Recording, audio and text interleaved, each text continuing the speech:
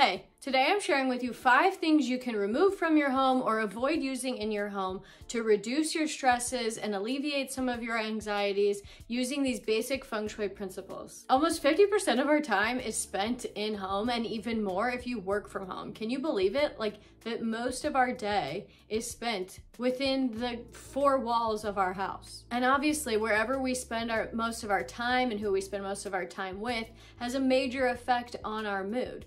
So looking at our environment and looking at our home through a Feng Shui lens and implementing some Feng Shui principles can really boost and up-level your mood. I'm Jeanette Sisakowski, your go-to Feng Shui consultant. Daily, I'm working with the motivated, the successful, and the inspired to use Feng Shui in their homes, in their life, so that they can enjoy more of life's journey on the way to their many destinations.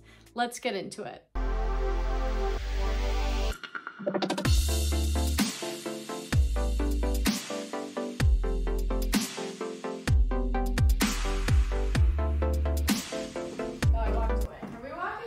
As I was preparing the tips I was going to share for you today, I realized just how many Feng Shui tips and solutions and items and things we could move and we could adjust and we could implement into our home to help us with our anxiety. And I guess that really makes sense because the whole point of Feng Shui is to help you create a peaceful, positive, and prosperous life.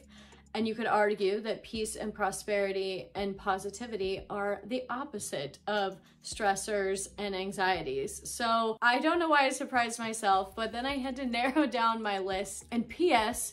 on that note, because there were so many that I came up with, there will likely be a part 2 to this video, so subscribe now. So here we go, 5 items that you can remove or adjust or avoid using in your space to relieve some of your stresses and anxieties. The last one you've definitely never heard before, and I think it's a hack you'll appreciate. So number 1, remove any viney, growing vine-like plants in your home. It's a really popular trend to be all boho and have a jungle oasis in your house, and plants are wonderful. Plants breathe, they cleanse the air, they bring in more chi, they really boost the energy of a space, but when they're not maintained, they're not cared for, they're dying, or they're growing a little out of control, that is also reflected in the way how it affects your energy and how you feel internally. Out of control viney plants equates to out of control viney thoughts.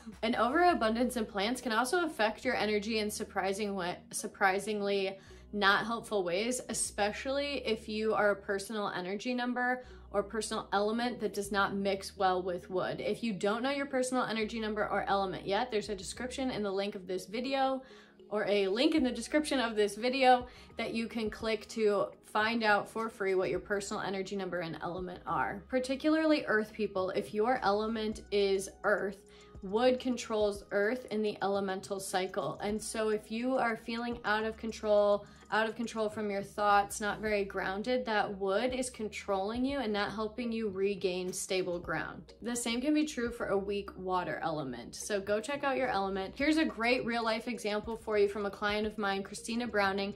She's the founder of the podcast Home Space and Reason. We did a full Q&A about her Feng Shui experience here on YouTube. You can catch the link and you can catch the before and after video. I'll link it.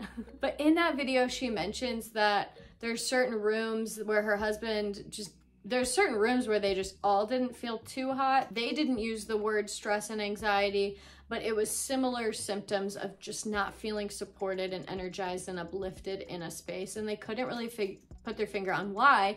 And I get it, because Christina's home is absolutely beautiful. It has all these really cool details in it. But when we looked at the space, you can see in these before and after images, there it is, that viney plant. But once they removed this creepy crawler viney culprit plant, he felt so much better. He enjoyed spending his time in there so much more.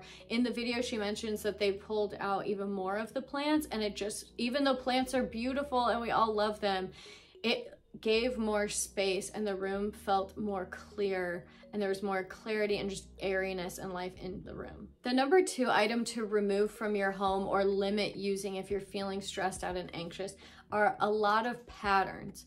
I particularly think of these 90s comforters these, remember like bed in a box sets at Bed Bath & Beyond where the whole bed was like this floral pattern and it came with like 7 pillows that had all these floral patterns on them, and then maybe in your room, around the perimeter of your room, you'd put a border up that had all these like blossoming flowers, and just everywhere you looked, it was this overabundance of like flowers and patterns. Maybe there's checkers or stripes or zigzags or all of the above with polka dots on top. Too many patterns are overly visually stimulating. It gets an already active brain looking at too much, feeling overly stimulated. There's just too much going on, and the brain again wants to be grounded, it wants to be nurtured, it wants to feel supported, and it can like stay calm. So it can like be present and zen and sort out the thoughts that are going on in their head, and not also calculate what's going on in the room with all the crazy patterns. So when there's busy, busy, busy everywhere, my home, my home here in my grandma's house with their 70s wallpaper in some of the other rooms, it's so much pattern. Maybe you have some 70s wallpaper that you really like the busyness of it. That's okay. Make sure then in the pillows, in the blankets, in the furniture, that you're layering in solids, that you're layering in comfortable colors, and you're not doing pattern walls, pattern pillows, pattern couches, pattern rugs. You can have patterns, especially if you're just going through a blip of anxiety. It's maybe you're stressed out because you want to change jobs. If it's just a moment in time, it's absolutely okay to sprinkle in some fun colors, and you just want to make sure that it's not like overflowing where everywhere you look there's mental stimulation. On the note of creating a comforting, grounding, calming environment, number 3 is limit the amount of really bright, saturated colors. If you battle with anxiety and stress more often than not, again, if this is more of a long-term thing, then you really do want to look at the paint on your walls, the wallpaper on your walls, these more permanent features, especially if you have really bright fire colors. Bright colors such as red, orange, hot pink, hot purple, magenta, a really, really bright yellow. Some would say yellow is all earth, but I just think anything super bright and saturated is the fire element. And anxiety is already fire in the chest from a traditional Chinese medicine standpoint. So if we have fire on our walls, that fire is fueling fire. Instead, you want to create an environment that is grounding and nurturing and feels like a stable mountain, a mountain earth, right? So think earth element, earth colors. That's your off-whites, your beiges, your creams, your stabilizing colors. Now, some might say like, ugh, gross. Like, I want to move on from the beige. I don't want any off-white. I don't want any pale yellow in this house. That's so gross. So think of it as you can even use the other elements, like green and blue are wood, but if you're using the low saturated tone, you're looking at a gradient of colors. You have one end that's super saturated, bright, over the top, and the other end is more neutral, toned back, less saturated version of that same color. Whether it's green or blue or gray or black, whatever it is, you just want it to be less saturated and more stabilizing. Even in color psychology, it's noted that fire colors, bright colors, get our attention. They attract, right? We have bright yellow caution tape, we have bright red stop signs, we have orange caution cones, and those are all to get our attention, to get us to be alert. So if we're already feeling like, oh, I have so much going on in my head, I don't even know what to focus on, and meanwhile our environment is like, I'm red, look at me, I'm orange, look at me, I'm really bright and colorful, look at me. Your attention's being pulled in too many different directions, and instead we want to create neutral, grounding surroundings so that we can start to sort out and sift through and calm and center. Number 4, decluttering is an obvious one, especially if you are a Feng Shui fanatic and you're frequently looking at the different blogs and watching all the different videos. You hear declutter all of the time. It's often associated with Feng Shui, but in particular, number 4, I want you to focus on decluttering your hallways, your stairs, and around your windows, and here's why. Qi is what brings us life force energy. Qi is what brings us, you would argue Qi is life force energy, but Qi brings us new, rejuvenated energy, re-energized energy.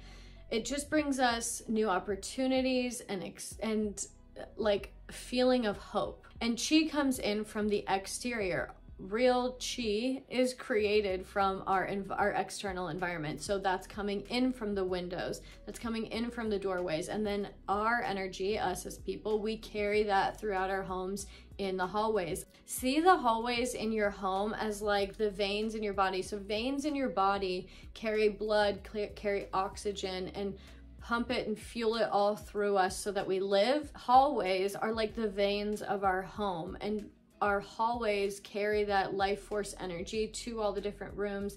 Our hallways are what breathe that Qi throughout our homes, and then we carry it through. So if you have a bunch of stuff stuffing the hallways, and you have a bunch of stuff surrounding the windows where this Qi is coming in, these hallways being stuffed are similar to like your blood not flowing properly. I like to say that Feng Shui is like acupuncture for your space. Acupuncture pokes and prods at different spots in your body to make sure that Qi and your life force energy in you is flowing efficiently and wonderfully. And Feng Shui is like poking and prodding your home, removing things so that Qi can flow through your home properly. Lastly, number 5, we talk a lot about surrounding yourself with calming colors, calming patterns or lack thereof, creating a grounding space, creating a supportive space so that you can calm, feel supported and hugged, and you can chill out.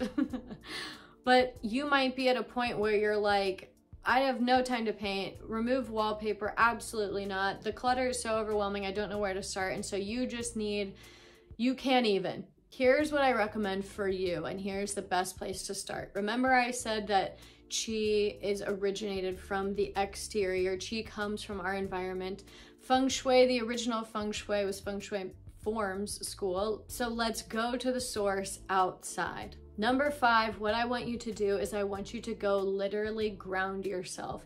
You've maybe heard different articles or read different tips or heard of this thing called grounding. Essentially, the earth has a frequency, and whenever we put our frequency on its frequency or our bare feet on straight onto the earth's surface, those frequencies regulate each other. Well, we don't do anything to the earth, but the earth helps regulate our energy. And that's the not scientific lowdown of what grounding is, but literally going outside and sitting on the ground or putting your bare feet on the ground will immediately help you feel some relief from that anxiety and stressors. Now, I know there's some people out there that are like, I don't even have time to sit on the ground and sit barefoot. Now, you need to think about if you're overwhelmed and you're stressed, you really have to find some time for you, because you're gonna spread yourself so thin that you're gonna explode. So you really do have to prioritize something, and this is the absolute easiest thing you can do. But if you're still like, I need to be multitasking, I can relate to you a little bit. If I've already meditated for the day, the idea of going and grounding myself and standing on the ground looking around is like, I'm a little bit like, we need to be doing something productive. So here is the hack. The hack is water your yard barefoot. This is what I've been doing. I'm like, I don't really have time to be sitting on the ground barefoot. You know, I do like to go out there and read, or instead of scrolling on my phone on the couch, I go outside, take off my shoes and ground out there. But I also have to water my lawn. It's hot out here in the summer and we want to keep it green. So the best thing, the way to multitask is I get the hose and I hand water the yard barefoot, and there you go. I get some grounding and some productivity in at the same time. It's a hack for you to use as well. I hope it can benefit you. So to recap these, we have limit or remove the viney plants that you have growing throughout. Viney plants, crawling plants is viney crawling thoughts.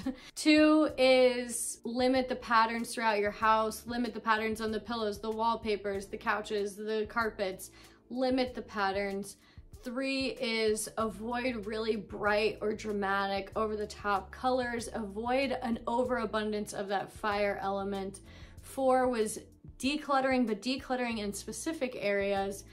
And 5 was actually grounding yourself in the exterior Qi. Now go check out my next video where I help somebody who's struggling with some anxiousness, who notice that their fireplace is directly under their bedroom and they're wondering if the fireplace is fueling their anxiety. If you're catching this video the first week it's out, then that will be next week's video. But if you're watching this as a replay, I will link to that video right here.